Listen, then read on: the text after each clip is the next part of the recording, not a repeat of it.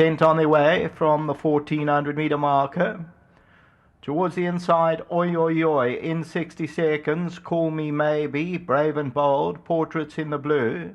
They are followed by Cayenne. Roy's Royalty races about 6 lengths off them. London Olympic is on the outside of runners, then Finding Neverland. Miss Stingray is further back in the running, and on the outside of that, Quintella.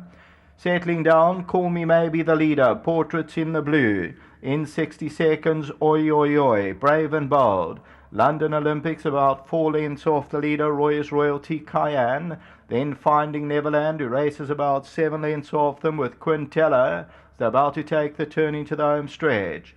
Call Me Maybe a length and a quarter, Oi Oi Oi second, then Brave and Bold. In 60 seconds, Portrait on the outside, then London Olympics. Behind that, Roy's Royalty. Call Me Maybe gets away by 2 or 3, Oi Oi Oi, Portrait. Brave and Bold on the outside, down the inside, Roy's Royalty. Call Me Maybe still the leader, Oi Oi Oi starting to close it down, but Call Me Maybe still goes inside the 200 meter marker, and they're not going to get to Call Me Maybe. Call Me Maybe will win it by 2 or 3. So Call Me Maybe won it.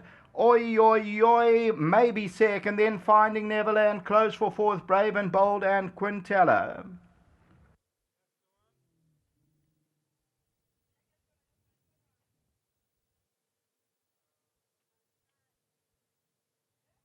So victory for number 1, Call Me Maybe, the daughter of Fort Beluga. And this one is for Garth Puller, Anton Marcus. Could I ask my producer, after I've finished with the slow-mo replay, can we just go in slow motion to the start of this race? I just want to see if Call Me Maybe actually picked when the gates opened. However, Call Me Maybe is victorious, has now won 3 from 10. Anton Marcus, and for Sea Cottage Trading, bred by Bruce LaRue. So Call Me Maybe, that wins it, R2.40 on the tote favourite, won it by 4 or 5. Oi Oi Oi, I think just got second, then Finding Neverland, and then it's very close, Brave and Bold, Quintella. Further back is London Olympics, and they were followed further back by Cool Encounter, Cayenne and Portrait, and then came Roy's Royalty and Miss Stingray. So we'll take a look at that head-on shortly, and we'll see the victory is for Call Me Maybe. Anton took this one to the start early. He dismounted. He took the weight of its back, so he left her while the others were still about to return to the start. And Call Me Maybe, she goes on to win it, and win it well by that 2 or 3 lengths, and I say R2.40. So at the end of this, Oi Oi Oi, Finding Neverland, Brave and Bold and Quintella, and perhaps we'll go with that slow-mo replay. Let's just look at that stall gate, the red sleeves and cap in slow-mo, gate number 3. I just want to see if the horse picked when the starter said go. There's Call Me Maybe. Let's just see what happens here. Just continue running that, guys. There we go. Yeah, exactly what I thought. Probably just picked when the starter said go, and then Anton gives her a flick down the neck. So we'll ask Anton about that. Thanks very much, guys. Back to the studio.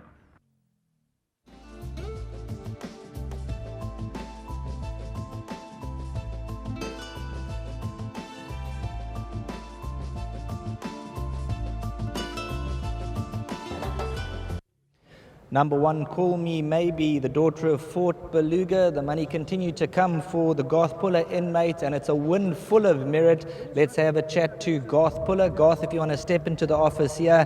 Now, just looking at that start, it could have cost her, but she's come through. We've just seen what happened. Yeah, Sheldon, you don't know the whole story. This filly kicked her hind legs through the rail on Sunday, got them stuck on the other side of the rail, fell on her knees, broke the rail off, and she's been cut and bruised, and we've had her in ice and hot water 5 times a day and during the night. So a big thank you to Gary back at the stables.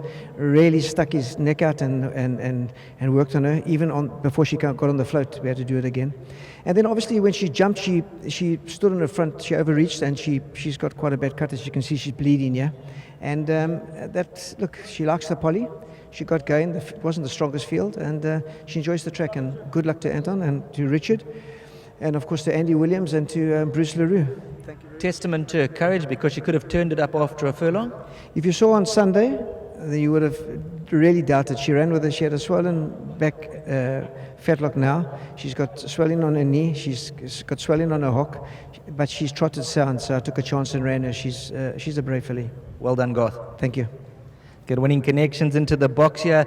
Listening to all those behind the scene antics. Very well done to you, and obvious to her to dig down deep that last bit. Yeah, no, she's got a big heart, eh? She won well, and thanks to Garth. Thanks to the stable back home. Gary's done a lot of work on her, and thanks to my partners.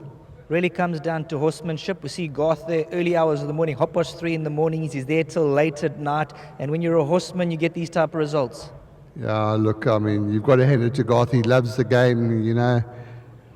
He just loves it, and he does what's best for the horse. Well done. Enjoy the moment. Thank you very much. There we have it, a victory full of merit, plenty of behind-the-scenes drama with number 1, Call Me Maybe. You heard when she came out the gate, she pecked badly. Anton Marcus got her into her stride. She's got quite a nasty cut post-race, and this is, like we can say, full of heart, guts and courage. That's what won the day.